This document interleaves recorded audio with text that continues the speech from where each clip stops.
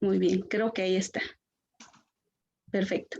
Bueno, entonces ahí me van diciéndolo el tiempo también para que no nos pasemos. No traje muchas diapositivas, traté de hacerlo como más sencillo para poder ir pues haciendo este planteamiento y esta reflexión que es a la que los quiero y las quiero y les quiero llevar, ¿no? Porque realmente de esto se trata de poder pensarnos. Yo les decía, lo estoy planteando desde la cosmovisión indígena, pero lo podemos plantear desde las diversidades, como puede ser la comunidad LGBTT+, puede ser a partir de las culturas afroamericanas, puede ser a partir de las culturas suburbanas.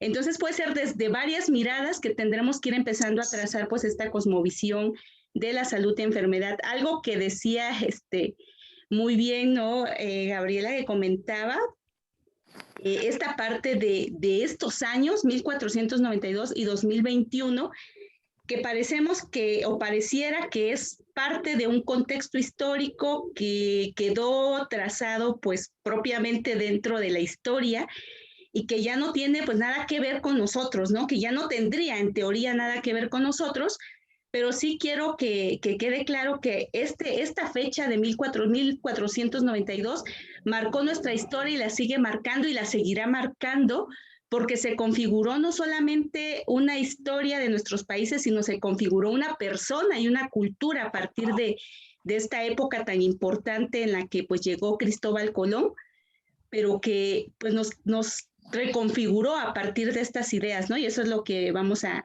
comenzar a señalar, ¿no? Y bueno, de ahí también tenemos entonces, partiendo de esto, yo quiero que ustedes miren estas imágenes.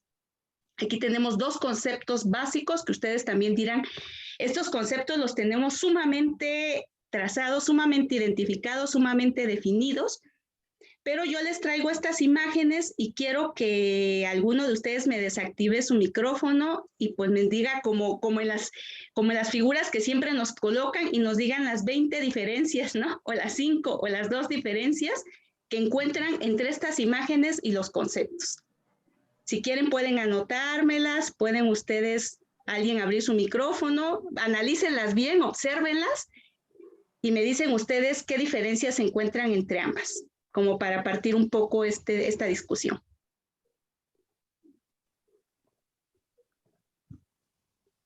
Hola, ¿se escucha? Sí, sí, se escucha. Adelante. Hola, buenas tardes. Bueno, mi nombre es Mariana. Bueno, yo en una de las imágenes, la que es como que se ve como un dibujito, que sería la parte superior de arriba, veo como una sala de espera como muy organizada, como que todos están muy sonrientes, y como un contraste podría decir que en la imagen inferior, bueno, se ve algo un poco más asemejado a la realidad, diría, de hoy en día de muchos hospitales en, en muchos países alrededor del mundo, que es un poco más desorganizado, mucho más aglomerado. Claramente la gente no está contenta porque se ve que debe estar esperando hace varias horas. Bueno, eso es lo que yo puedo ver hasta ahora de diferencias. Perfecto, muchas gracias, Mariana. ¿Alguien más? ¿Algún otro comentario? Hola Carla, ¿cómo estás? Hola. Milena. Bueno, Milena Carvajal habla aquí.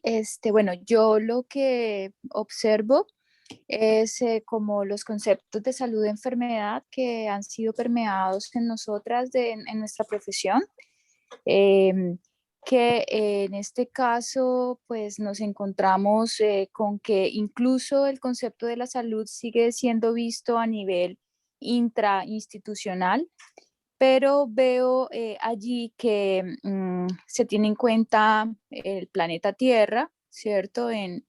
En cuanto a, pues veo allí como el estetoscopio conectado al planeta Tierra, em, pero y veo como la enfermedad está ligada exclusivamente como, pues eso, al concepto, no al concepto del desequilibrio de la salud, sino al concepto de la atención como tal paliativa de los signos y síntomas de lo que consideramos en esta sociedad occidentalizada como enfermedad.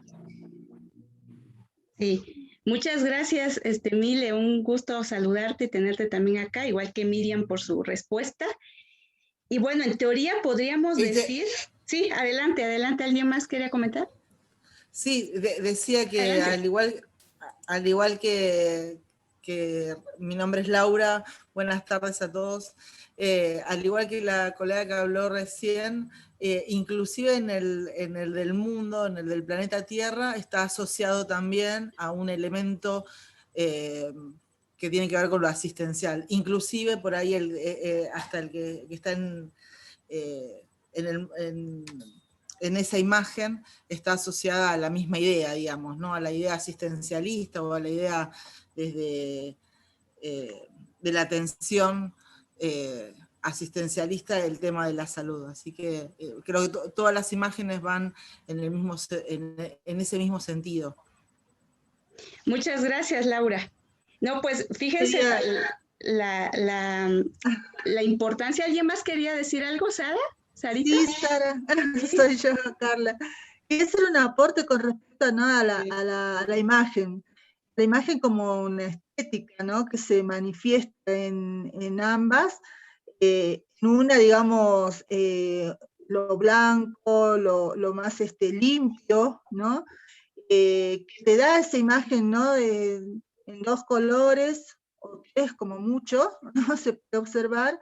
También a lo largo, digamos, de la percepción que uno se introduce, ¿no es cierto?, con respecto a qué es salud, podemos imaginarnos, ¿no?, en algo limpio. Y lo que se refiere también a la estética, digamos, de las variantes, de las diversidades, también en los colores, en las formas también de expresiones sociales, también se la asocia, ¿no?, justamente a la enfermedad, ¿no?, a las diversidades de expresiones que no tienen que ver con esta imagen que se ve en la parte superior. Entonces, esa asociación está muy dada también y condiciona, obviamente, y estereotipa a los y las sujetos respecto, ¿no?, a quién es saludable o qué es saludable y qué es enfermedad, ¿no?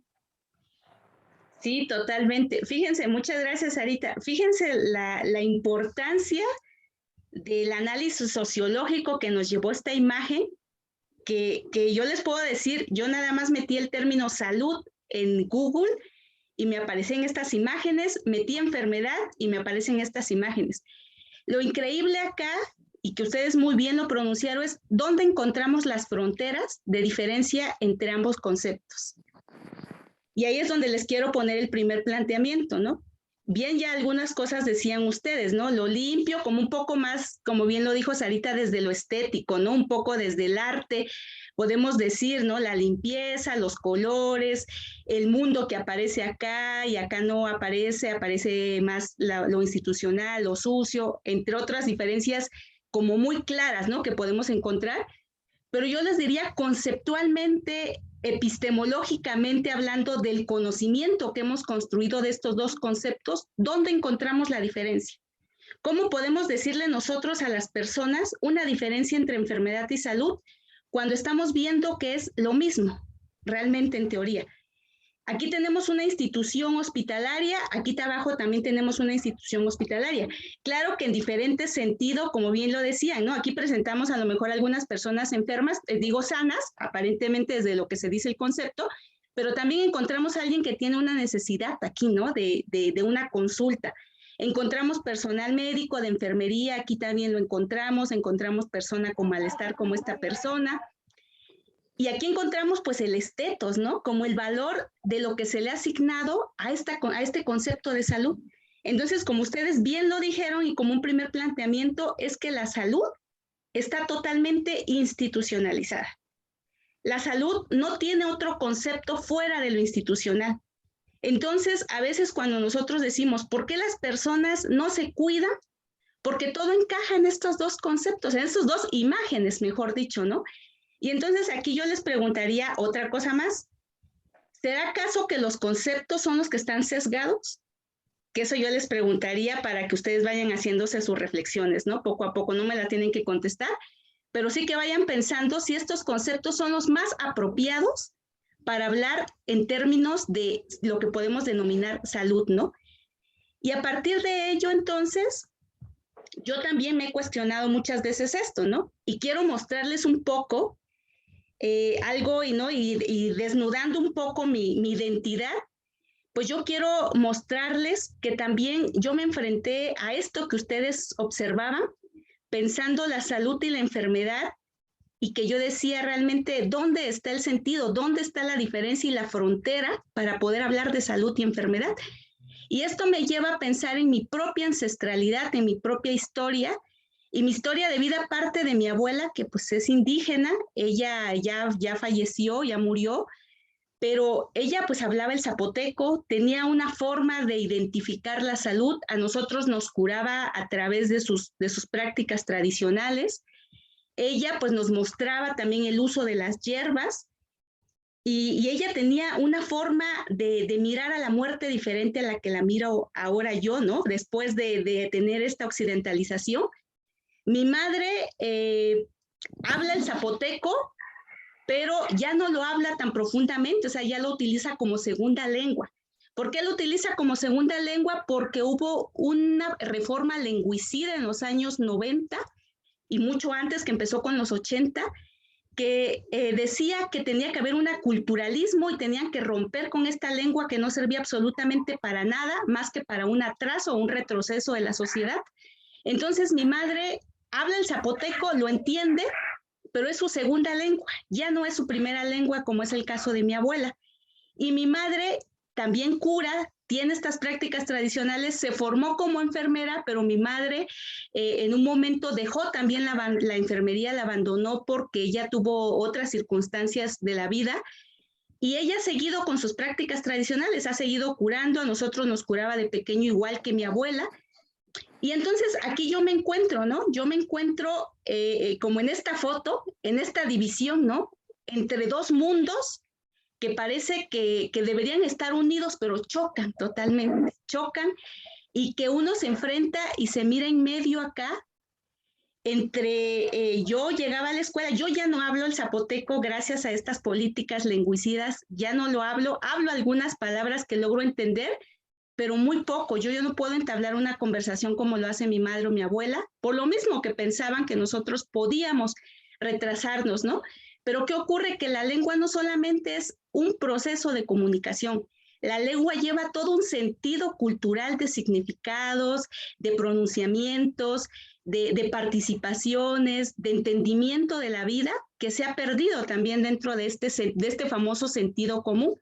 Entonces yo este sentido común pues lo creé con base a esta historia de mi madre, de mi abuela y de todas mis demás ancestras. Pero ¿qué ocurre? Que cuando yo llego a la escuela me dicen, este conocimiento y esto que tú te curaste durante ¿cuántos años? No es real, no existe. Tú no puedes hablar de que tú te vas a curar a través de un huevo.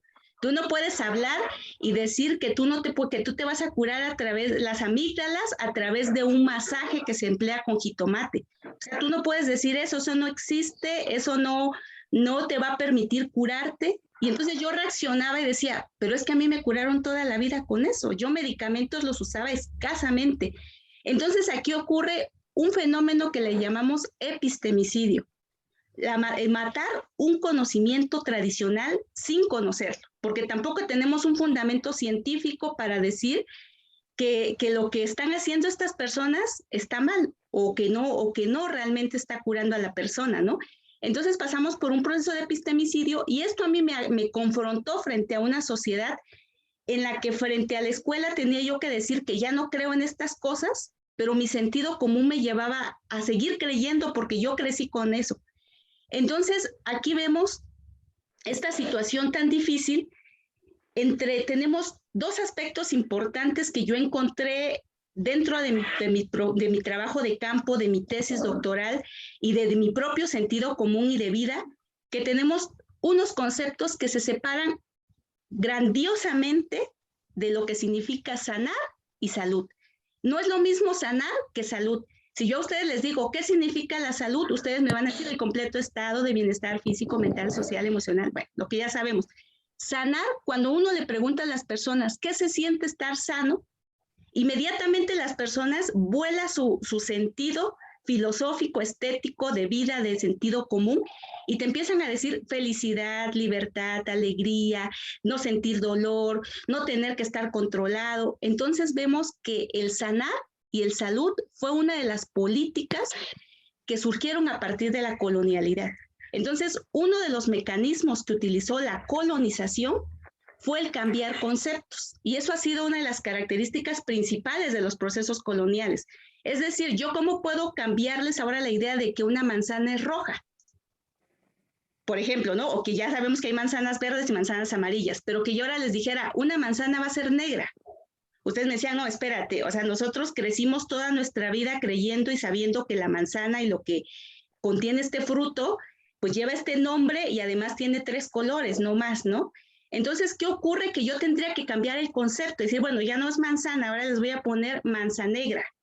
Y me dicen, ah, bueno, correcto, ahí sí ya queda, yo creo mi propia identificación, mi propio sentido común, y entonces voy construyendo conceptos. La colonialidad se basa en la enunciación de conceptos que finalmente tenía que cambiar ciertos conceptos para que la política se pudiera reconfigurar dentro de una cultura. Por tanto, no podía continuar con este concepto de sanación, que era el que utilizaban las medicinas ancestrales.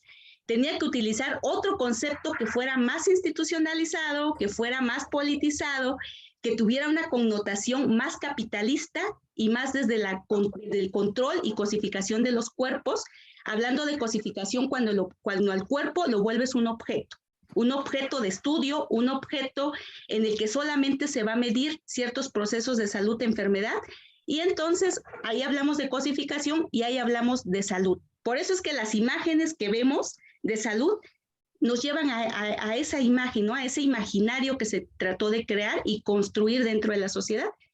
Entonces, salud, ¿qué es lo que nos lleva? Ya lo habían ustedes dicho bastante bien, a un servicio institucional. Eso es lo que lleva implícito el término de salud, porque todos estos términos, así como ustedes lo ven, llevan un mito. Entonces, como la propia modernidad que tiene su mito, y su mito de la modernidad es el epistemicidio, el genocidio, el etnocidio, la salud lleva implícito estos términos que no nos los dicen nunca en la escuela, ¿no? Pero cuando lo analizamos desde las historias y desde las teorías decoloniales, nos damos cuenta que llevan estos términos: servicio institucionalizado, una decisión sobre los cuerpos. ¿Quién decide ahora sobre los cuerpos? Ya no decidimos nosotros sobre nuestro cuerpo. Es nuestro cuerpo, yo como, pero me lo controla. Hay un control totalmente del Estado para tomar decisiones sobre nuestros propios cuerpos. ¿Y qué decir cuando nos expropian en una institución hospitalaria? Cuando nos expropian, dejamos de ser personas, dejo de ser Carla para adquirir un nombre que es paciente. Entonces, yo al ser paciente, fíjense desde el propio término, paciente, no tengo un agenciamiento, no tengo una capacidad de participación dentro de mi propia decisión de mi cuerpo, y por tanto existe esta expropiación y pueden hacer con mi cuerpo los expertos, llamados expertos, todo lo que deseen hacer con mi cuerpo.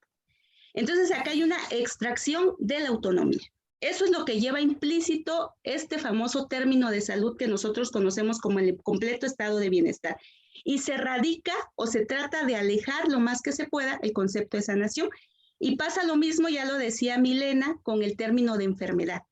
Enfermedad podemos ver lo mismo, ¿no? Este control de un cuerpo averiado, de un cuerpo que se modificó porque no siguió el control estricto que se pide a través de la salud, y por tanto pues cayó en una enfermedad en donde hay que volver a reconstruirlo, repararlo como una máquina para que siga produciendo el trabajo capitalizado.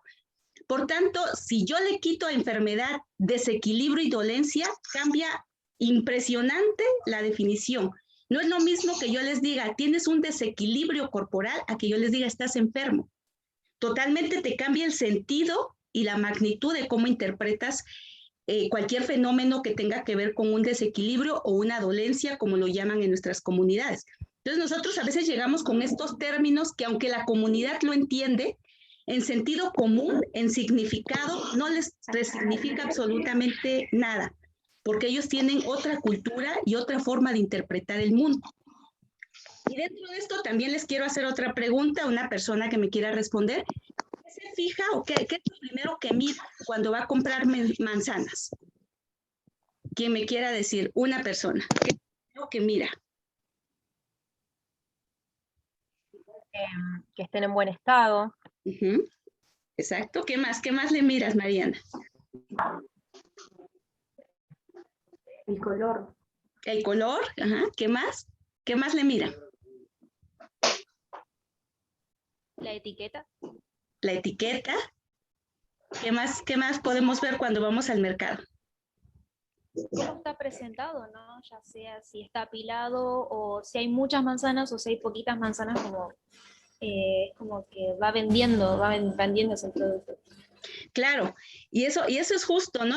Nosotros podemos ver, observar estas prácticas sociales cuando vamos al supermercado y podemos ver que las personas hasta tocan la manzana, le dan vueltas, la palpan, para ver que no esté podrida, pero además de ello que no tenga ninguna, pues ahí a lo mejor que le metieron la uña o que está mayugada.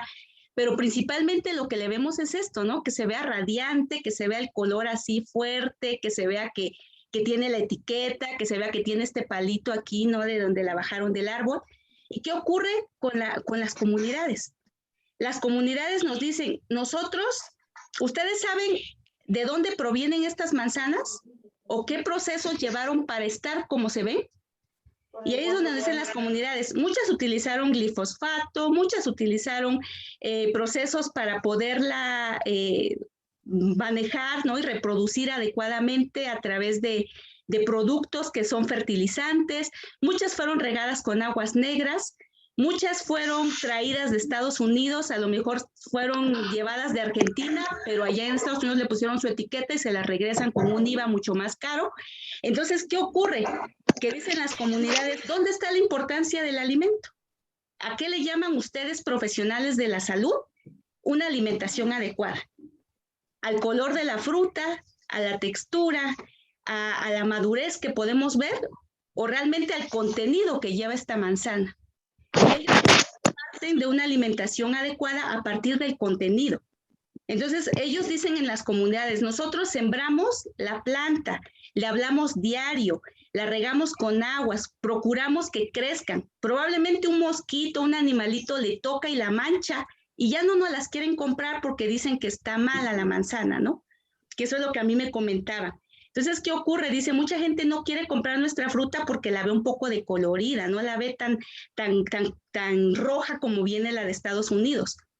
Pero nuestra manzana está buena porque nosotros la cuidamos, le ponemos todo el amor a la manzana para que crezca.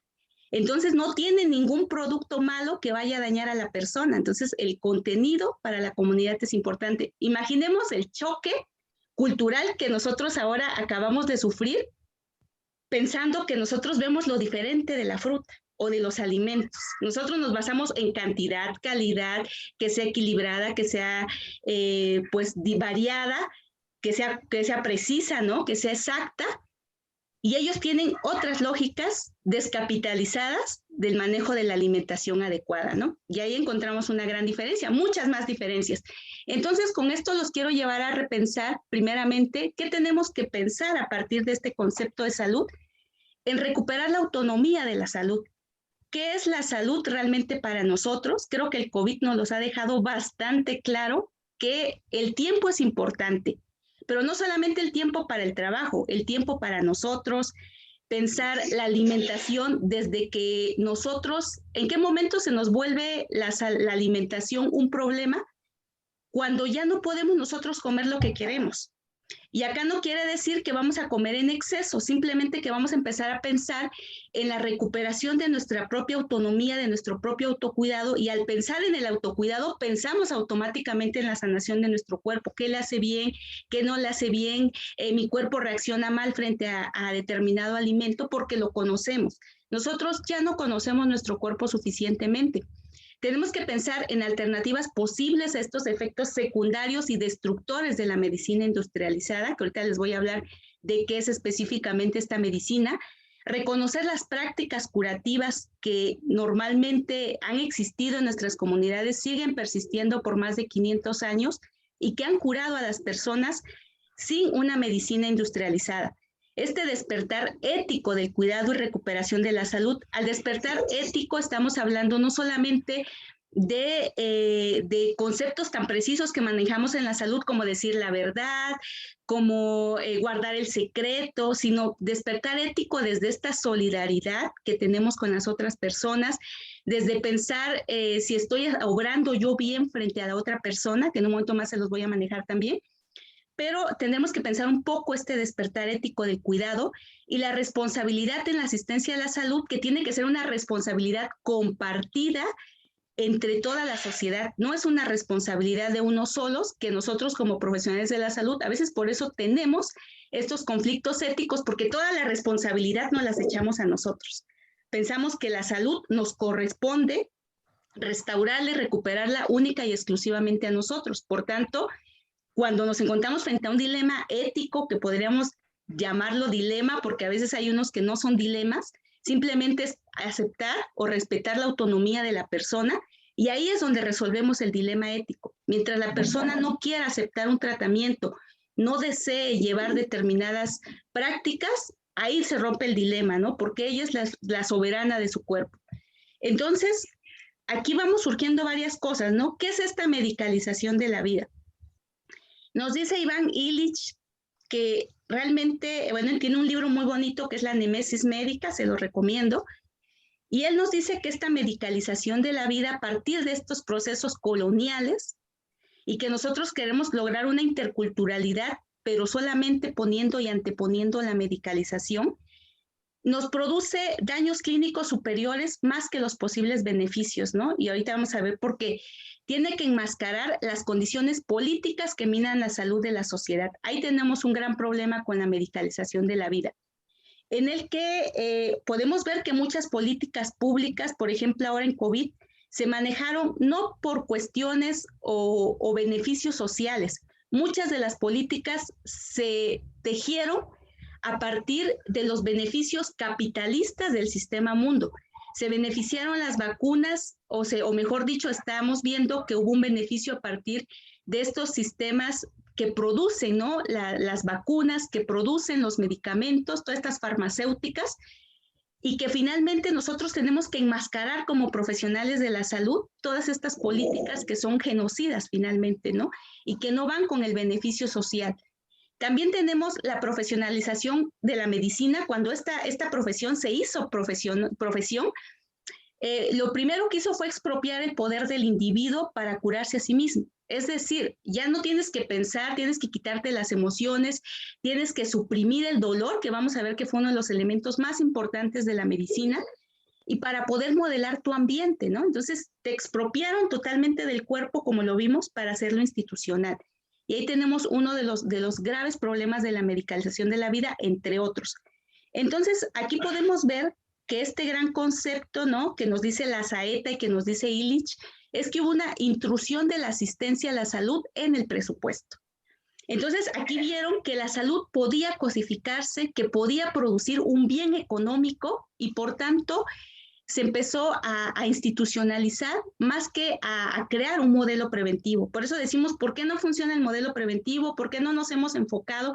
Porque el sistema medicalizado está totalmente capitalizado, está totalmente enfocado a un modelo neoliberal que es beneficio económico netamente. Entonces, ahí es donde vemos esta intrusión de la asistencia a la salud. Tenemos una dependencia de la atención del profesional. ¿Qué ha pasado? Que las personas actualmente ya no son, al no ser autónomas, se volvieron dependientes totalmente de un sistema de salud. Por tanto, ahora muchos de ellos están esperando que los profesionales digan realmente las indicaciones que tienen que ser. Muchos de ellos ya no saben cuidarse.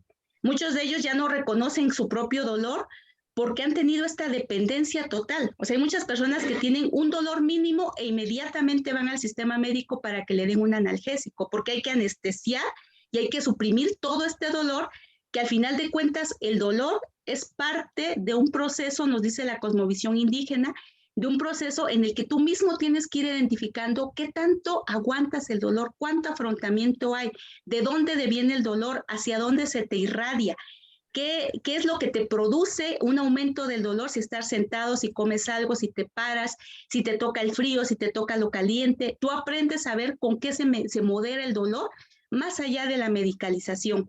Entonces, ha pedido pues este hábito a consumir medicamentos. Entonces, actualmente tenemos una sociedad que va a la farmacia y se compra cualquier tipo de medicamento sin tener una aprobación médica o de profesional de la salud, debido a este consumo y esta dependencia que ha habido. También tenemos una clasificación iatrogénica de las edades. Es decir, la persona empieza a ser enfermo, empieza a ser paciente, mejor dicho, desde que nace. La persona, independientemente que esté sana, empieza a recobrar esta institucionalización y este carácter, esta ciudadanía de paciente a partir de que nace. Entonces vemos desde que nace va a necesitar ayuda. Cuando pasa del nacimiento a la adultez o al embarazo va a necesitar ayuda médica. Cuando sale del embarazo y se va a la jubilación va a necesitar ayuda médica. Cuando pasa de la jubilación a totalmente la dependencia, va a necesitar ayuda médica. Entonces, ¿en qué momento la persona se desmedicaliza? Todo el tiempo hay una iatrogenia de las edades, ¿no? Y la persona todo el tiempo es paciente. La prevención de las enfermedades mediante la intervención del personal para conservar el organismo. Aquí hablamos que estamos pensando en el trabajo, en la producción, en la reproducción de la mujer, por ejemplo. Entonces, aquí todo va relacionado, la prevención, a conservar este organismo y que finalmente esté produciendo. Ya no nos interesa un poco conocer su autonomía, no nos interesa conocer su autocuidado, sino estamos muy enfocados a esta producción, ¿no? Y de ahí tenemos que ha habido un consumo de atención a la salud y que este consumo de atención a la salud en muchos países como Colombia, ahorita nos dirá Mile, se ha convertido también en un verdadero negocio. O sea, el acceso a la atención, tienes que dar un bono para poder atenderte cuando es un derecho totalmente, ¿no? Que decimos, necesita ciertamente de cierta, se puede decir, retribución económica de la sociedad para que pueda ser un servicio público. Pero aquí ha habido una exageración o un excedente en lo que se pide a la economía de la sociedad para poder atenderte un solo derecho que es a la salud, ¿no?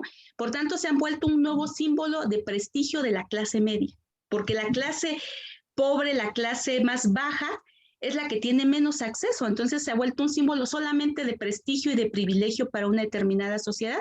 Y las personas pues nos hemos convertido en pacientes a partir de esta medicalización de la vida y a partir de este concepto denominado salud, ¿no? Y entonces esto también nos lleva a pensar cómo... Carla, Sí, dígame. son las 7 menos cuarto, casi menos 10. Perfecto, entonces nos queda... ¿Cuánto tiempo nos queda? 10, 15 minutos, pero se puede extender un poco más. Perfecto, no, ya vamos a terminar. Entonces tenemos esta cosmovisión indígena y tenemos la cosmovisión un tanto, ¿no? Desde esta medicina occidental. Y yo les pregunto también, que esta pregunta no las hacen, ¿no? ¿De qué dolor son tus ojos? Ya no es de qué color, ¿no? ¿De qué dolor son tus ojos? Ya ni siquiera a veces sabemos identificar el dolor porque ha habido una transformación, fíjese en esta supresión del dolor, en el que la medicina occidental transforma la expresión del dolor en un problema técnico.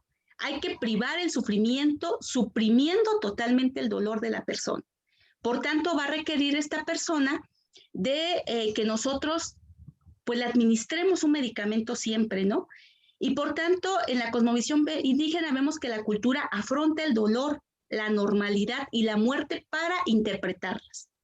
Entonces aquí vemos que la muerte tiene una interpretación propia al igual que el dolor, y que el dolor también nos permite construir conocimiento sobre nuestro propio cuerpo. Entonces, ¿qué ocurre? Que actualmente hemos suprimido tanto el dolor que a veces cuando vamos al médico ya, por ejemplo, es un cáncer fulminante, porque resulta que ya no pudimos nosotros aprender a mirar el dolor desde nuestro propio sufrimiento, a medirlo, a ver qué tanto podíamos nosotros trabajar sobre ese dolor. Entonces, al suprimirlo, pues tampoco podemos ver la magnitud de lo que va avanzando nuestros propios dolores, ¿no? Y por lo tanto vemos que esta cultura o esta medicina occidental tiene este sistema de técnicas, mientras que en la cosmovisión indígena se habla de un sistema de significados, que es totalmente un cambio, pues ustedes verán, bastante amplio en la definición, ¿no? Tenemos que el dolor es un asunto político dentro de la medicina occidental. Demanda creciente de consumidores de anestesia, una inducción artificial de insensibilidad, incluso hemos perdido la sensibilidad, no solamente física del dolor, sino la sensibilidad también del dolor, de ver, por ejemplo, ahora que estén matando personas en Colombia, hemos perdido el dolor de ver la pobreza, hemos perdido el dolor de mirar los feminicidios. Entonces, hemos suprimido totalmente el dolor, no solamente físico, sino también emocional. Entonces hay un desconocimiento, perdón que se me fue un desconocimiento, una inconsciencia también a partir de esta supresión del dolor. Y por tanto vemos que la cosmovisión indígena te habla de que se hicieron responsable o hacen responsable a cada una de las personas de su propia conducta, bajo la influencia del mal o la aflicción corporal. Entonces también nosotros entendemos que si yo como algo que sé que me hace daño, me va a producir dolor. Entonces, ¿qué ocurre? Que yo me voy a hacer responsable de mi propia conducta y voy a decir, ya no voy a volver a consumir café por las noches porque luego no me deja dormir. Tú vas aprendiendo a conocer tu cuerpo y por tanto aprendes también a curarte y a tener una conducta responsable frente a tu propio cuerpo. Aquí entonces se ha visto que el dolor es una maldición social que impide que se maldiga la sociedad cuando se está agobiado por el dolor. Entonces, aquí, ¿qué ocurre? Que como hemos suprimido este dolor, tampoco culpamos más allá de lo que viene del dolor, que es toda esta estructura social, ¿no? Todo este estado que también finalmente está dentro de esta supresión del dolor, no nos permite mirar más allá de lo que podemos ver, ¿no? Y por tanto, aquí también nos dice dentro de la cosmovisión indígena, se reconoce al dolor como parte inevitable de la realidad subjetiva. Siempre tiene que estar presente el dolor, pero cada dolor es distinto y cada dolor requiere un tratamiento diferente. Incluso hay dolores que se pueden modificar con el solo pensamiento, ¿no? Con la sola emoción podemos modificar un dolor. Tenemos el dolor que la profesión juzga cuáles dolores son auténticos. Y esto es clave, ¿no? Ustedes se darán cuenta, han sido presas, probablemente presos de esta violencia médica y estructural del sistema social, del sistema de salud patriarcal, en el que vamos y nos dicen, tu dolor no es dolor, tu dolor es porque a lo mejor te dejaste con el marido, te peleaste con la mamá, es normal, se te va a pasar, tú llegas, te acuestas, te tomas un tecito, pues sal con tu marido, haz algo y se te quita. Entonces, la profesión ha juzgado qué dolores son auténticos y cuáles tienen una base física y psicológica. Además, te ha creado un deseo morboso de padecer dolor. ¿Por qué? Porque te ha generado que automáticamente hay medicamentos a los que te has hecho adictos y por tanto te genera ese deseo morboso de padecer dolor constante para tener esta medicalización, ¿no? O incluso para generar afectividad, porque a veces no tienes la afectividad, te sientes solo, te creas un dolor para que pues te atiendan dentro del sistema médico también, ¿no? Y aquí, por tanto, vemos que el dolor pues ha sido modelado por las reacciones conscientes del cuerpo hacia el dolor. Se ha creado una reacción conciencia. Has creado conciencia a partir del dolor. Y la vulnerabilidad, un término súper importante, es que la vulnerabilidad del cuerpo nunca termina. Sabes perfectamente que tu cuerpo es ampliamente vulnerable al dolor, que es ampliamente a sufrir en cualquier instante una dolencia, un malestar, un desequilibrio, ¿no? Y por tanto la vulnerabilidad no se estigmatiza hacia unas personas. Vemos la grandeza de la diferencia que hay entre la cosmovisión indígena y la cosmovisión pues un tanto occidental. Ya para casi terminar, vemos que también la iatrogenia la hemos manejado desde un concepto clínico, pero hay una iatrogenia médica y del sistema de salud social. Las políticas públicas, muchas han sido netamente para crear una medicalización más avanzada, para crear una vacunación hacia ciertas personas, para crear también políticas públicas que finalmente han sido epistemicidas, etnicidas, y nosotros hemos participado en esta iatrogenia que tampoco se habla. Hay una iatrogenia cultural en la que hemos modificado a las personas sus prácticas, les hemos suprimido sus dolores, les hemos dicho que sus dolores no son dolores, ¿no? Como ya lo vimos, y hemos creado pues violencia simbólica al suprimir sus propios conocimientos. Entonces, de esta iatrogenia tampoco hemos hablado, ¿no? Entonces vemos que la supervivencia anestesiada, vivimos en esta sociedad pues impotente y solitaria en la que todo se transcribe a un pabellón de hospital, ¿no? Como bien lo vimos en las imágenes principales. Y bueno, entonces llegamos a esto, que ya para terminar, llegamos a esto que dice, Entonces, la sanación o este proceso de adaptación es parte de adaptarse al dolor y es parte de un concepto de la sanación, porque aquí vemos que tendremos que ver este elemento de la angustia y los recursos internos. Tendremos que traer a nosotros este concepto de la angustia, porque nosotros hemos obviado también que a veces nosotros tenemos esta intuición de sentir que algo nos puede hacer daño, pero nosotros lo suprimimos por también este conocimiento un tanto biomédico que tenemos y que nos ha hecho desperdiciar estos recursos internos, ¿no? Y el proceso de adaptación incluye entender esta angustia que nuestro propio cuerpo genera. La responsabilidad que tenemos que trabajar en el remordimiento y arrepentimiento. Yo siento remordimiento frente a consumido determinadas cosas, me arrepiento y por tanto me responsabilizo de mi cuidado y del cuidado de los otros, ¿no? Entonces, el remordimiento y arrepentimiento dentro de la cosmovisión indígena no es un concepto negativo ni una emoción negativa, tiene que estar presente para crear una responsabilidad. Tenemos que pensar en el pesar y la angustia ajeno o versus al sentimiento de culpa que nos crea el sistema patriarcal hegemónico y del sistema de salud, ¿no? Que siempre nos anda creando una culpa sobre nuestro cuerpo, culpa por ser gordo, culpa por no asistir a un estudio diagnóstico, culpa por no tomar los medicamentos, culpa por no cuidarte, culpa por trabajar, culpa por descuidar a los hijos. Todo es culpa y por tanto nos va creando un sentimiento y una enfermedad que ahora sí puede caber dentro del concepto de enfermedad y que tenemos que trabajar en este pesar y esta angustia, como ya lo habíamos visto, ¿no? Entonces, vemos que el éxito está medido en el conocimiento de uno mismo. ¿Cómo vamos a adaptarnos? Entre más nos conozcamos, más vamos a tener procesos de sanación, más autodisciplina va a haber y vamos a crear más recursos internos para sanarnos. Cada persona regula su propio curso cotidiano. Esto es importante. No todos van a tener el mismo proceso de duelo tal cual como nos los marcan los libros. No todas las personas van a tener el mismo proceso de cicatrización porque también se cruzan procesos emocionales. Y por tanto, pues también cada quien tiene su propio régimen de alimentación y sus actividades sexuales. La persona es soberana, es libre, es autónoma de decidir sobre su propia salud. Nosotros solamente somos entes que le ayudamos a conservar su salud, pero no somos autoritarios ni somos dueños de su propio cuerpo. Entonces tenemos que crear una prolongada autonomía política y por tanto pues nos lleva a esto, ¿no? Adaptarnos a ambientes cambiantes, de crecer, de madurar, de envejecer, de curarnos, de sufrir y esperar pacíficamente la muerte. Porque dentro de la cosmovisión indígena, la muerte es parte del equilibrio. A veces no encontramos el equilibrio corporal más que muriendo. Entonces, ahí vemos la gran diferencia que encontramos y por eso es que no hay miedo ni hay temor a la muerte, porque es parte del proceso de vida. Entonces, ya para terminar, los dejo con estas frases que dice Illich, que a mayor potencial de adaptación autónoma, menos se necesita ni se tolera el manejo de la adaptación.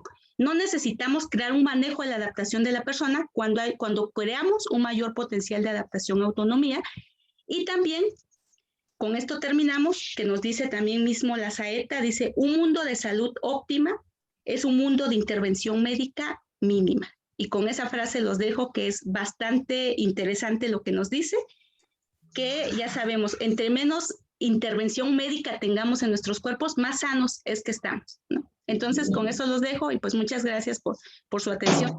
Vamos para las preguntas. Muchísimas gracias, Carla. La verdad que fue una charla interesantísima, creo que nos movilizó a todos. Para aquellos que tengan que irse rápido, les paso el form para que completen, para que me dejen los datos y el mail para los certificados. Y aquellos que puedan quedarse, vamos a pasar ahora al ciclo de preguntas. Si alguien tiene una pregunta, por favor, escríbanla en el chat o levanten la mano.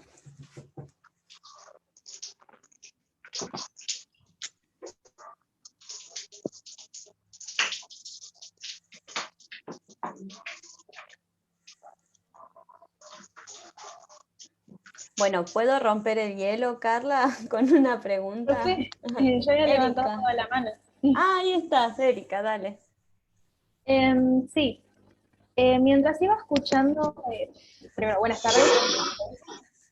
Mientras iba escuchando la charla, Creo que el micrófono abierto, me parece. Por favor, silencien los micrófonos. Los voy a silenciar a todos. Erika, vos después de silenciarte. Ahí está, ahora ya. Buenas tardes, es un gusto participar en esta charla y escuchar estas nuevas ideas y conceptos, cosmovisiones, mejor dicho, de cómo vemos a la salud y a la enfermedad. Mientras iba escuchando la charla, vi y también había observado eso, que es como que la sociedad apunta a querer evolucionar y cada vez cuidarnos mucho más. Por ejemplo, si hago la comparación de cómo era el sistema sanitario en el año 1400 a cómo es ahora, uno pensaría, bueno, las cosas mejoraron bastante porque ahora hay más presencia, entre comillas, mucha más presencia de la salud en la vida de las personas. Es como que uno ya tiene la opción o la posibilidad de decir, bueno, si me siento mal, voy al médico, podemos averiguar qué es lo que no pasa. Pero al mismo tiempo, es lo que nos exponemos a estas situaciones de que si el médico dice, no, mira, yo te hice los estudios y estás perfectamente bien. Entonces, claro, no, tu dolor, tu problema, lo que tengas, es como que es invisibilizado, es como que no te lo creen, no está avalado porque no hay evidencia científica. Y me hace recordar mucho a una palabra, no me acuerdo cómo se llamaba, que era como exceso como de ciencia. Como que todo siempre tiene que estar comprobado con la ciencia. Si no hay evidencia científica, si no hay algo matemático o medible, entonces no es real, no es verdad y no puede ser ni siquiera considerado como una teoría, porque así vivimos hoy en día, mucha ciencia, mucho método científico, pero se deja de lado también esto de la subjetividad. Es como que van lanzado el que las emociones afecten en el cuerpo, pero es como que al mismo tiempo hay un abismo, es como que no hay que lanzarlos, hay que ser objetivos. Y como yo me estoy formando para ser, por ejemplo, enfermera, pero es como encontrar un equilibrio entre ser profesional, ser objetiva y ser parcialmente empática, pero tampoco demasiado, porque si no afecta cómo va a ser mi asistencia. Entonces, la pregunta sería, ya como que poniendo en contexto, ¿no? A todo esto, con la charla, con la cosmovisión, nosotros estaríamos apuntando a que haya un equilibrio entre la asistencia y lo que también la cultura, ¿no? No, como que no suprimir las creencias de lo que va a tener el paciente o la persona que estemos dando la asistencia, y como que llegar como una dinámica, puede ser. Sí, muy interesante lo que dices, Erika. Realmente lo que ha sucedido es que nosotros hemos creado, bueno, ustedes ya vieron la sesión anterior, hablaron de interculturalidad. Hemos creado la interculturalidad, pero a partir de una sola mirada y desde esta verticalidad que ha habido dentro del sistema. Entonces, yo, Carla, te digo a ti, Erika, que quiero que creamos una relación intercultural en el aula, pero yo siempre es la que voy a tener la razón, tú nunca vas a tener la razón, yo soy la que te voy a dar la autorización para que hables en el aula, yo soy la que te voy a asignar la calificación sin decirte cómo te la voy a asignar, simplemente yo te voy a asignar la calificación que yo quiero, y además, pues si yo quiero que tú expongas toda la unidad y todas las unidades de la materia, tú lo vas a hacer. Entonces, esto choca con la interculturalidad. Porque tú dices, bueno, entonces tú quieres crear interculturalidad que habla de diálogo, que habla de incluso no solamente interculturalidad, ¿no? Sino intersticialidad. Es decir, ver a partir de estas fisuras que hay también poder entendernos. Entonces tú me vas a decir, bueno, sí estoy de acuerdo en lo que tú me dices, ¿no? Tú tienes cierto conocimiento, pero yo también tengo cierto conocimiento. Y yo también creo que no siempre puedo exponer yo y que yo también tengo derecho a apelar sobre mi calificación si no la merezco o si la merezco. Entonces, eso es lo que está ocurriendo con la salud, que en la salud nosotros decimos, vamos a crear interculturalidad, pero yo mido tus prácticas. Yo necesito, a partir del modelo basado en evidencia, medir tus prácticas de cómo das tus tratamientos curativos a través de la herbolaria, ¿no? O yo soy la que voy a decir realmente las políticas que tú, Erika, necesitas, que tú estás vulnerabilizada porque eres pobre y eres indígena, y entonces yo soy la que sé desde acá, y desde eso se crean políticas, pero no hay una participación política de la comunidad. Entonces la comunidad dice, pero es que yo no te necesito. Que a veces, muchas veces llegamos con esta mirada de que los vulnerables y yo voy a ayudar a la comunidad, y la comunidad dice, pero es que yo no estoy pidiendo ayuda. Y, o sea, yo he vivido 500 años así, nunca te la he pedido. Entonces aquí vamos a ver vamos a dialogar cuáles son tus necesidades. Y a partir de ello lo que se pretende es que nosotros como profesionales entendamos sus propia sabiduría, sus propios conocimientos, sentido común de vida, para que podamos crear un diálogo y decir, bueno, a ver, ¿de qué forma yo como profesional, con mi ciencia, yo te puedo apoyar a ti? Que las comunidades, algo importante es que no se niegan al sistema de salud, porque nosotros creemos que ellos rechazan totalmente nuestra ciencia. Decimos, son ignorantes, son iletrados, son legos, no entienden, no quieren. Y la comunidad te dice, no, no es eso. Lo que ocurre es que a nosotros nos mandas a los profesionales que están en formación. Los últimos, los que nadie quiere elegir, esos se vienen a nuestra comunidad. Están un tiempo acá y se van. Nos mandas sin recursos. Tenemos ahí el sistema de salud, está el centro de salud, pero no tiene nada. Entonces, ¿qué ocurre? Que te tienen que mandar recetas aparte para que las compres en farmacias privadas. O no tienes servicios de ultrasonido, no tiene especialista, por ejemplo, una ginecóloga, entonces te tienen que referir a otros sistemas. Entonces dice, no es que la rechacemos, es que no nos están dando la dignidad como ciudadanos. Entonces desde ahí tenemos que partir que no estamos dándole una ciudadanía a las personas. Y entonces desde ahí pues nosotros con nuestra mirada creamos las políticas. Entonces aquí es como conocer sus necesidades, conocer sus propios conocimientos, para que a partir de sus conocimientos, los nuestros, creamos diálogo y veamos cómo construir salud dentro de esa comunidad, sin crear o sin decirles que su ciencia no existe, ¿no? Como yo te decía, es como que yo les dijera ahora, ¿saben qué? La Argentina no existe, la vamos a erradicar. O sea, sería un epistemicidio fatal, porque decían, bueno, mi bandera, mi ciencia, mi patria, mi tierra. Eso es lo que hemos hecho con los indígenas, ¿no? Entonces, un poco, y no solamente con los indígenas, con la comunidad afro, con todas las comunidades que podemos encontrar en la diversidad, ¿no? Entonces, un poco es eso, el diálogo a partir de ambas miradas, ¿no? O de los diversos actores. No sé si te he respondido, Erika, o te llevo un poco más a otros lados. No, sí, respondí la pregunta y al mismo tiempo como que expandió mi mente a pensar nuevas cosas, es como que, muy interesante, la verdad. Bueno, acá hay varios comentarios en el chat. Milena dice, confirmo la última reflexión. Silvia pregunta, con respecto a la iatrogenia de las edades, ¿podría explicar un poquito? Sí, claro. Bueno, Iván Illich, que es un sociólogo que ha estudiado mucho lo de la práctica médica, él habla que hemos mirado o que la medicina se ha vuelto iatrogénica en el sentido en que le hemos asignado el nombre de paciente a quien no es paciente. O sea, de hecho, tú en el momento que te acercas a un consultorio ya eres paciente. Y a veces ni siquiera puedes ir a una consulta. A veces tú quieres ir a pedir un condón, por ejemplo, ¿no? Haciendo un poco esta alusión.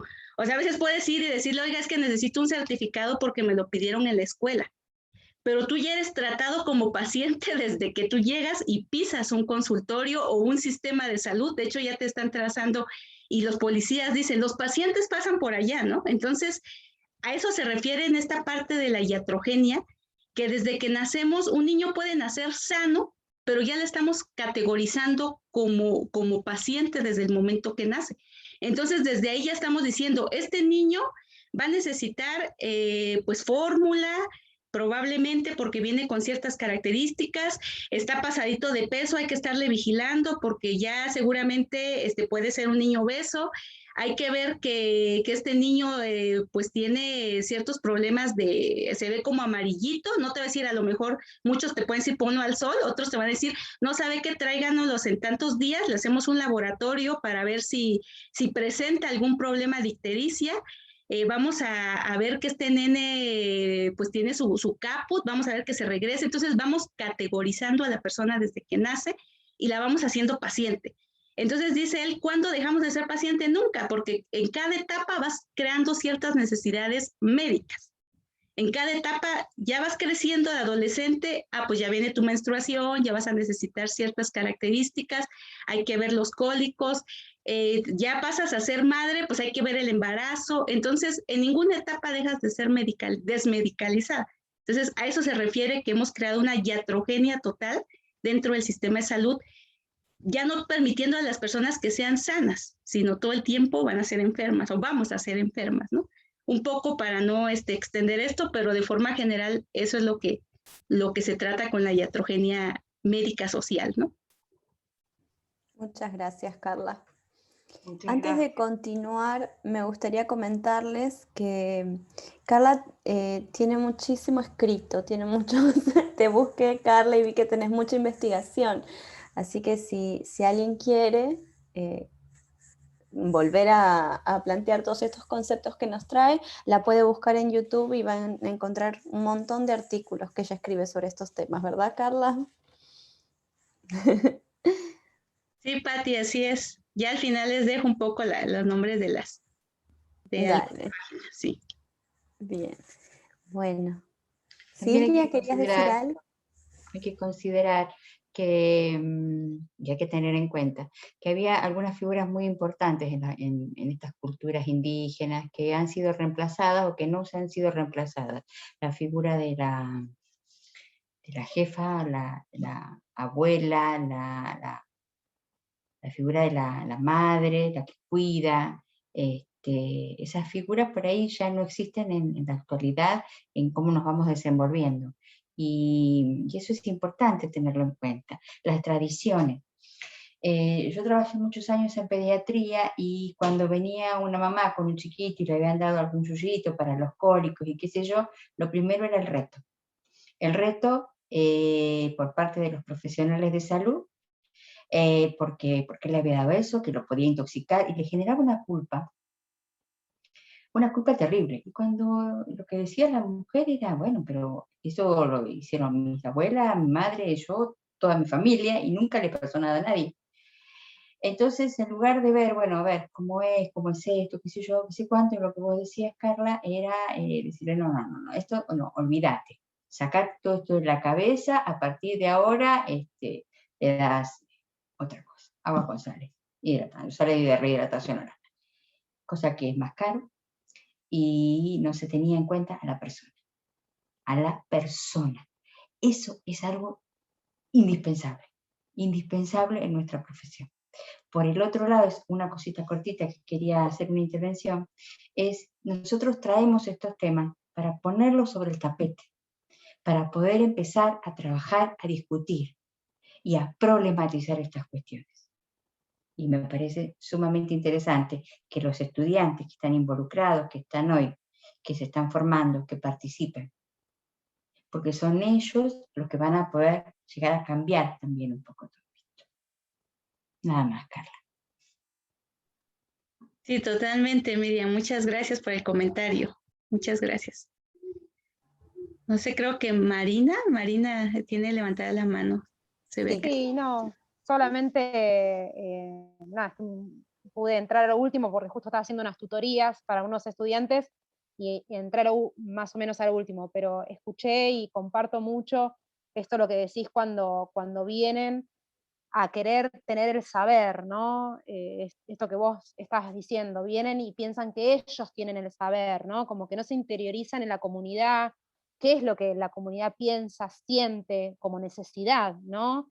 Y que esto para mí es re importante. Yo leí un libro que se llamaba Paideia Precolombina y decían, digamos, todas las formas de organización de la educación que ya tenían los toltecas, los mayas, los aztecas, y era algo increíble, ¿no? Y cómo esto que vos decís, vienen desde afuera creyendo que tienen el saber, qué ignorantes, porque si hubieran estudiado todo lo que ellos tenían planificado, cómo eran sus ciudades, ¿no? Se darían cuenta cuán avanzados realmente estaban, ¿no?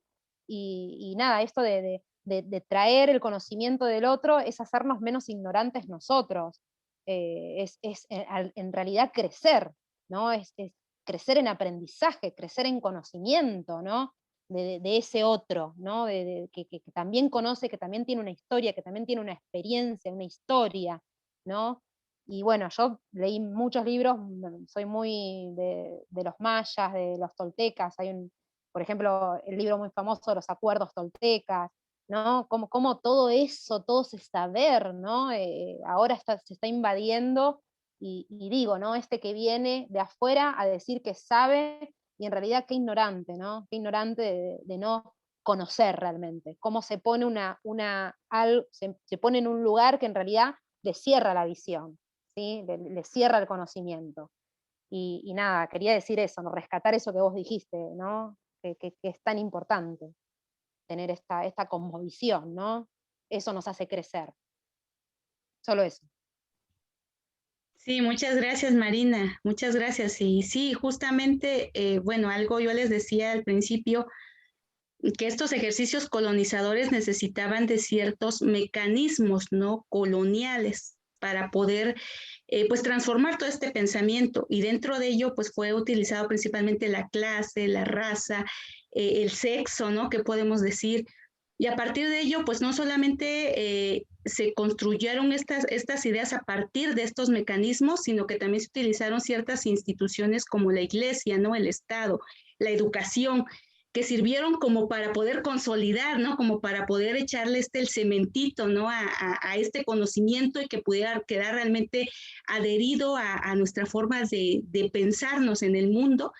Y pues dentro de ello, justo lo que tú decías, ¿no? La colonialidad nos trajo un concepto muy bonito que es la modernidad, que ya lo decía Miriam, también lo decía algunas otras que estaban comentando, la parte de pensar que el progreso y el desarrollo realmente es lo que tenemos que aspirar todos como una teoría evolucionista darwiniana donde vamos desde el salvajismo hasta el hombre moderno, ¿no?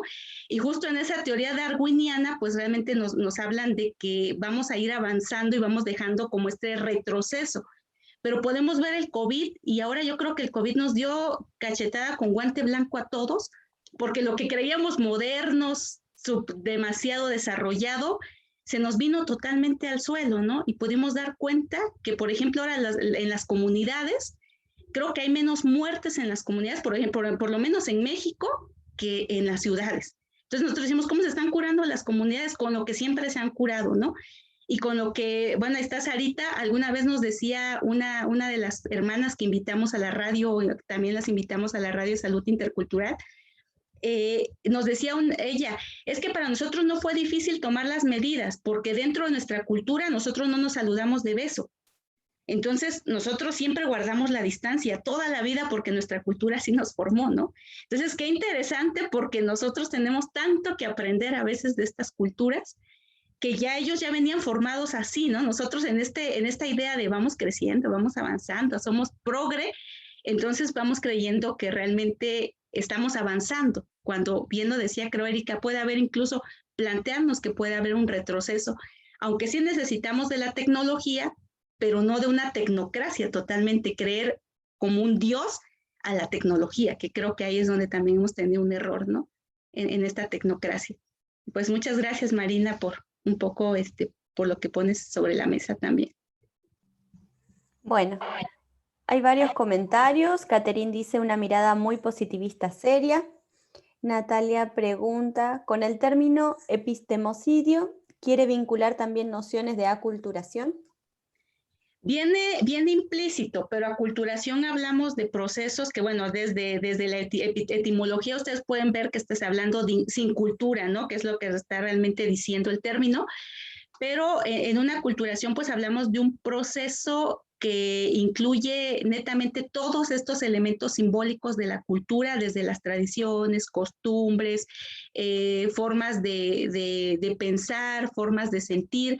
Y en el epistemicidio habla desde el concepto de epistemología, que sabemos que epistemología estamos diciendo cómo se construye el conocimiento de enfermería, ¿no? Pues a través de concepto de usuario, ¿no? De la persona, de la enfermería, del propio cuidado, ¿no? De la salud, que son como el metaparadigma, ¿no? Ahí encontramos la epistemología.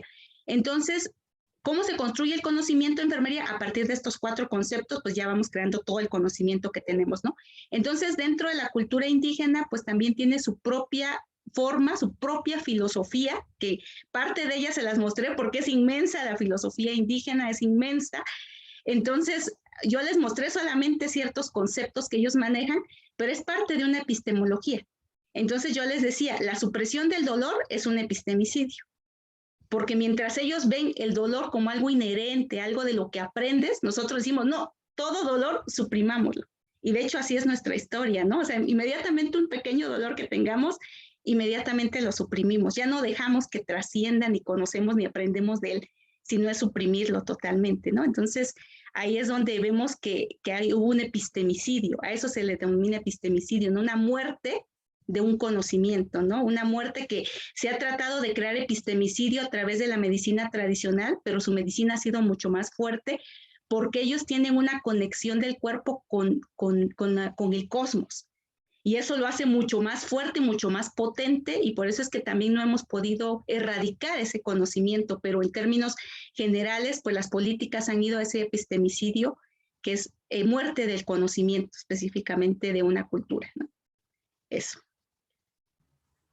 Muchas gracias, Carla. Bueno, te quiero hacer una pregunta. Estos temas que traes sobre la mesa de recuperar la autonomía sobre nuestros cuerpos y sobre nuestra propia salud, parece bastante difícil de lograr. Entonces quería saber, en las comunidades indígenas, ¿cómo lo vivencian? ¿Lo hacen en comunidad? ¿Tienen un guía? ¿Cómo lo viven? Sí, ellos, bueno, ellos y parte, yo también que crecí dentro de esta cultura, yo lo que te puedo decir es que desde niña tú vas creciendo con esta interiorización del cuidado del cuerpo. Entonces, por ejemplo, a mí algo que me agrada y me gusta y siempre lo recuerdo es que las abuelas, mi mamá siempre me dicen y hasta la fecha, ¿no? O sea, cuando vayas a salirte de la cama, cúbrete, tápate. O sea, a lo mejor en principio tú dices, bueno, ¿y esto como para qué, no? O sea, finalmente tú te paras y te vas al baño o lo que tengas que hacer. Pero ellas tienen esta parte, esta lógica de decirte cúbrete, porque ellas también saben que a veces el cuerpo está en reposo, o sea, pensando, fíjate, el cuerpo desde lo filosófico, ¿no? O sea, te dicen, el cuerpo está en reposo toda la noche, está relajado, y tú de repente lo paras, puedes lastimarle un músculo, puedes lastimarte un hueso, puedes lastimar la postura de tu propio cuerpo. Entonces es como tener esta conciencia de que tienes un cuerpo en el que vives, no nada más te permite trabajar, moverte, sino que tu cuerpo te habla. Y entonces a partir de este hablar de tu cuerpo creas conciencia en el que hay que cubrirle los pies porque, bueno, claro, estaban calientitos, metidos dentro de la cobija, y pues hay que ponerle unas chanclitas o algo, porque ese frío te entra, ¿no? Y las culturas indígenas, y específicamente aquí, por ejemplo, las mexicas te decían, el dolor de las articulaciones te entra específicamente con el frío, y ahí entra el frío en las articulaciones y va creando una deformación de las articulaciones. Y por eso es que las personas se quejan tanto del dolor, porque ya se va creando una deformación desde ahí. ¿Sabes qué? Otra cosa que te dicen, si te molestas y haces coraje, aquí hay hierbas. Probablemente no lo vas a poder tú hacer como una gestión emocional, que es un concepto que se maneja desde la cultura occidental, pero ellos te dicen, tienes hierba, tómate esta hierba, vas a ver amarga, y a lo mejor puede ser que hasta vomites del coraje, pero vas a sacar eso que te entró en tu cuerpo. Entonces vas creando como esta conciencia y ahí mismo vas creando autonomía, porque lo vas conociendo. Entonces la autonomía es entre más conozcas tu cuerpo y tú digas, este dolor, yo sé que si me paro y me pongo en tal postura, se me quita. O fíjate que si me tomo un tecito de algo, no sé, ustedes que toman mucho que el mate, ¿no? ¿no? O fíjate que si me pongo a ver, me pongo a escuchar una musiquita, tal cosa, como que siento que se va desapareciendo, como que lo olvido. O sea, vas aprendiendo a conocer tu cuerpo y a manejar tu propio dolor sin medicamentos, ¿no? Y ahí es un poco la medicalización. Claro que cuando ya es insoportable, estamos hablando de procesos crónicos, pues vas a requerir del sistema de salud, por supuesto, ¿no? Pero vas creando autonomía desde ahí. Muchas gracias, Carla. Y destaco también esto que hablaste de la figura femenina, siempre la abuela es la primera que enseña sobre la autonomía. Bueno, había levantado la mano Laura Frutos, pero la bajó. Lau, ¿querés decir algo? Si no, también la tiene levantada Eliana Levato. ¿Lau? Sí, me cuesta reactivar la cámara, esto de la tecnología no sigue siendo lo mío.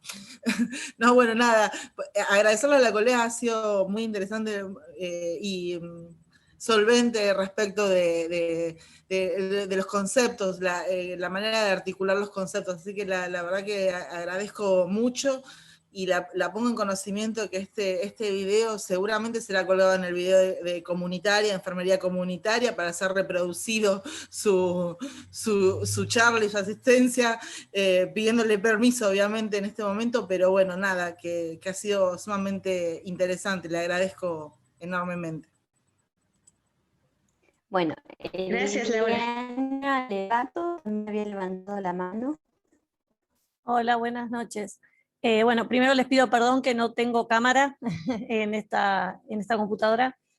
Quería agradecerle a Carla porque la verdad es que la charla me encantó. Yo soy estudiante de segundo año de la carrera y la verdad que si algo aprendí, acá hay muchas de mis profesoras que las amo, las estoy viendo y han hecho mucho hincapié en nosotros. La verdad que como estudiante puedo decir que por lo menos para mí es muy importante esta parte, ¿sí?, del ser humano, esta parte que podemos ver a nivel de lo cultural, que influye muchísimo porque a veces es como que uno avasalla, ¿sí?, con el conocimiento científico, pretende ir como que avasalla lo que ya la persona trae, porque es como dice usted también, nosotros traemos ya una carga de nuestra familia.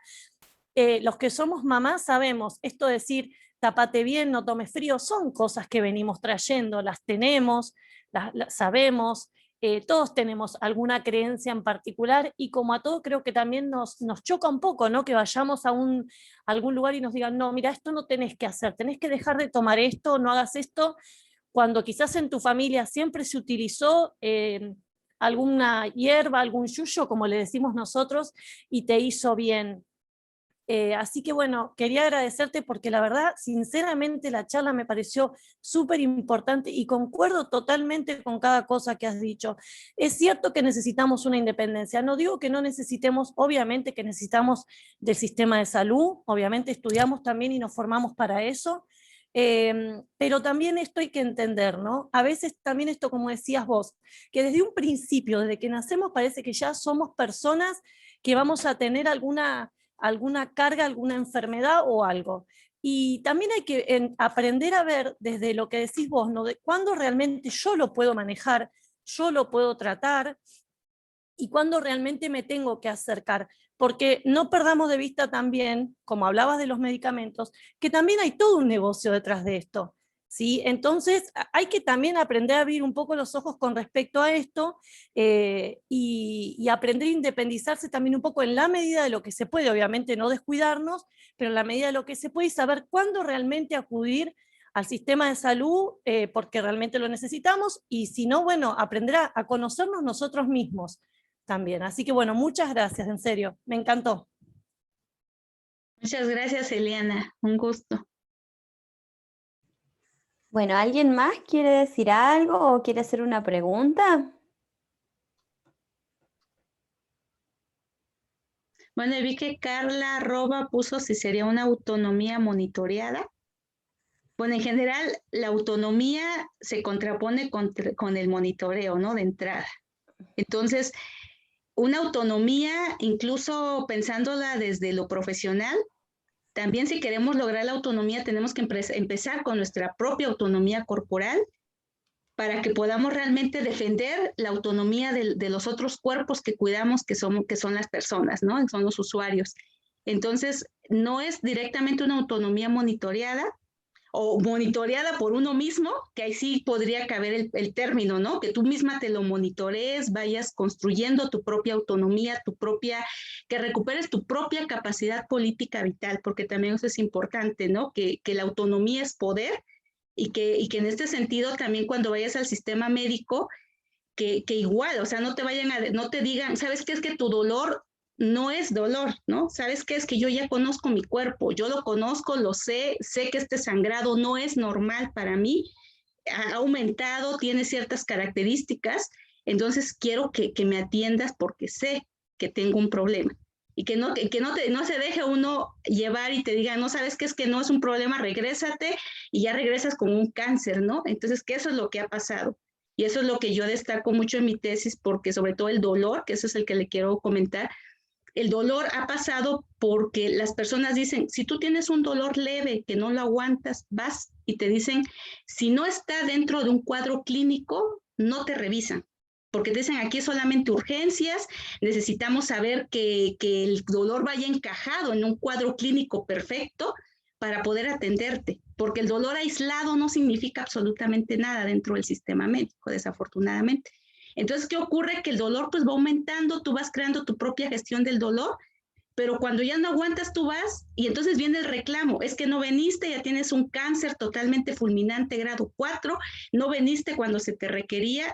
Y las comunidades y las personas me decían, es que sí íbamos, pero nos decían que pues el dolor no es urgencia ni emergencia, entonces no nos atendían el dolor y además nos decían que teníamos que ir a sacar consulta, la consulta pues hay que pasar por un proceso burocrático de quién sabe cuántos meses y menos por tratarte un dolor, ¿no? Entonces te dicen, échate una pomadita, lo que tú quieras, tú sabes, y continúa con tu vida. Entonces eso es importante como retomarlo dentro de la autonomía, porque tú si conoces bien tu cuerpo, puedes exigir también políticamente que te atiendan como debe de ser también, ¿no? Una corrección en la atención.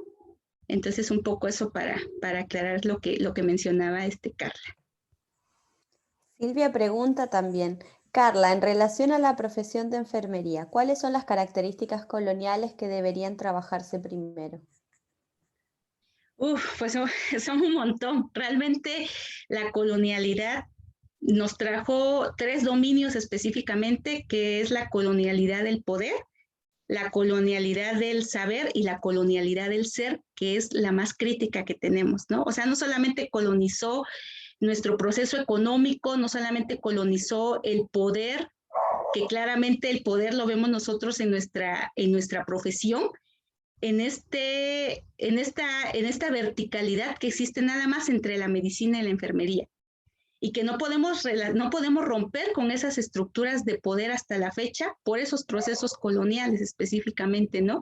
En el que nosotros siempre nos hemos posicionado como subalternas, pese a que podamos nosotros decir muchos discursos dentro de nuestra interioridad, que justamente es la colonialidad del pensamiento y del ser, es que está el poder, las estructuras, pero también las tenemos colonizadas en la mente.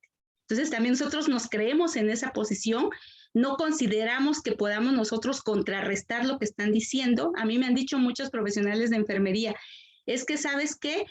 Yo le administro otros tratamientos al paciente, me dicen muchos, ¿no? Pero no los anoto y el médico no sabe, porque me ocurrió con una paciente, me decía, nosotros le poníamos miel de Castilla, y con eso se recuperó la quemadura y la herida súper rápido. Y yo le decía, ¿por qué no lo dijiste? No, porque el médico claramente ya prescribió su tratamiento y eso nosotros no lo dijimos nunca. Pero nosotros sabemos que lo que le hizo al paciente fue la miel. Entonces, vean qué cantidad de información perdemos por esta colonialidad del pensamiento. Entonces, ¿en qué tenemos que trabajar? En muchísimas estructuras, y yo les pongo 2 ejemplos ahora, que es la salud y la enfermedad. Tenemos que pensar si seguimos nombrando a la salud como salud o tenemos que crear una deconstrucción del propio concepto, ¿no? Porque lo tenemos muy politizado desde el completo estado de bienestar físico, social, ¿no? Psicológico, pero no desglosamos lo psicológico, no desglosamos lo espiritual, que es todavía mucho más complejo para desglosarlo, y que nos cuesta trabajo mirar lo espiritual. Entonces sí decimos, hay que brindar cosas espirituales, pero cuando caemos en las cosas espirituales no sabes cómo, porque ni tú sabes definir realmente lo espiritual. A veces lo relacionamos con la religión nada más. Decimos, pues que sea católico, no católico, y desde ahí, ¿no? Y lo espiritual viene mucho más allá, desde el conocimiento del cuerpo es espiritual, por ejemplo, ¿no? Entonces, tenemos que trabajar en esos dos conceptos, principalmente el cuidado tenemos que desgenerizarlo, tenemos que despatriarcar el cuidado totalmente, y tenemos que hacer el cuidado como un derecho que nos otorga el Estado directamente. Entonces tenemos que trabajar sobre el cuidado, que es nuestro concepto, y sobre la persona, ¿no? ¿Cómo lo estamos denominando? ¿Es ciudadano? ¿Es persona? ¿Es paciente? ¿Es impaciente? ¿No?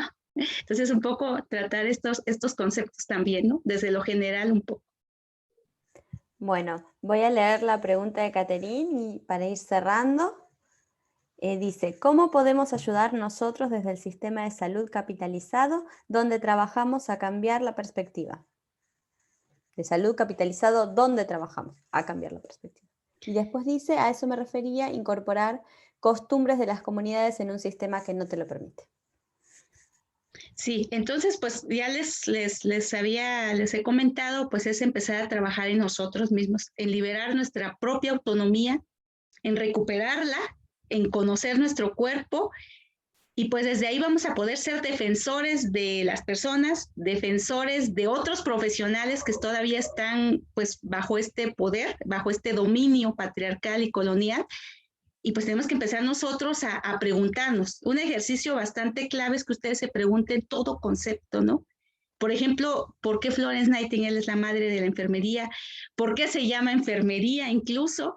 ¿Por qué no podemos nosotros liberarnos de esta relación de poder con los médicos? ¿Por qué para nosotros nos genera un problema hablar del aborto? ¿Por qué para nosotros nos genera un problema hablar del cuidado? ¿Por qué nosotros no podemos pensar la enfermedad fuera de la enfermedad? O sea, pensar el desequilibrio corporal más que enfermedad. Entonces, todo eso, que es como chocar, hay algo que le llaman los antropólogos, dentro de la antropología se llama el choque cultural, que dice hay que causarse extrañeza por todo, que por qué se nubló y ayer no. Entonces, este tipo de cosas y esta extrañeza es la que te va a permitir preguntarte, cuestionarte y encontrar esas relaciones de dominio en tu propio cuerpo, en tu propia profesión, con las otras personas, y desde ahí vas descolonizándote, que justo es a lo que se apuesta por esta teoría, ¿no? La descolonización.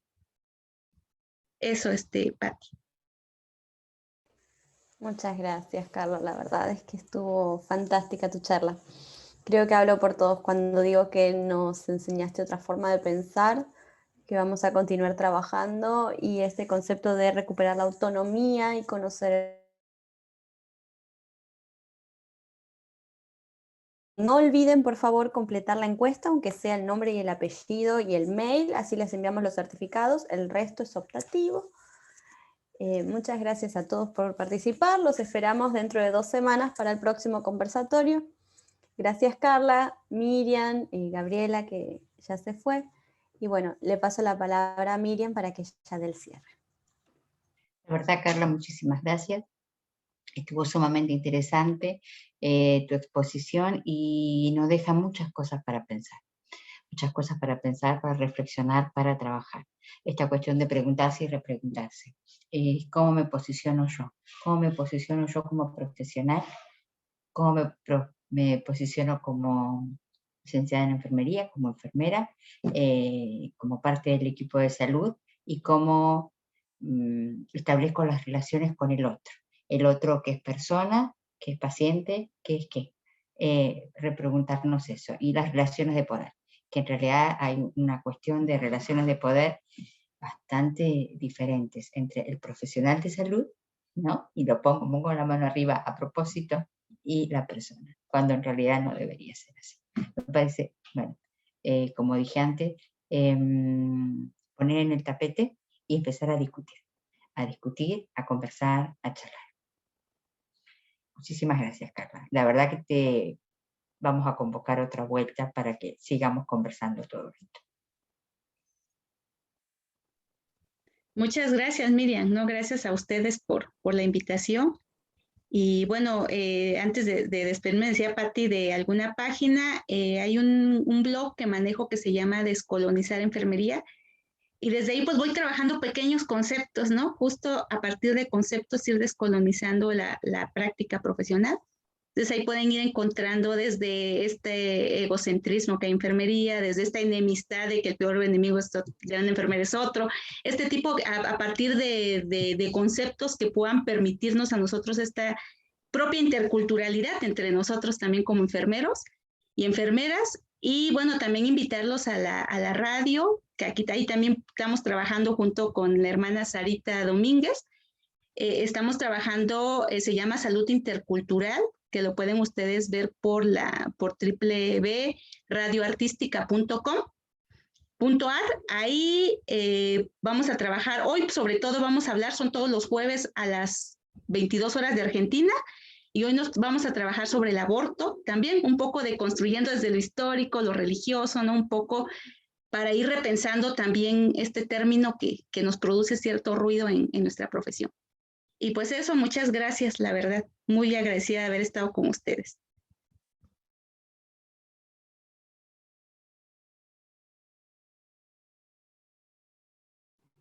Buenas noches a todos y los esperamos para la próxima.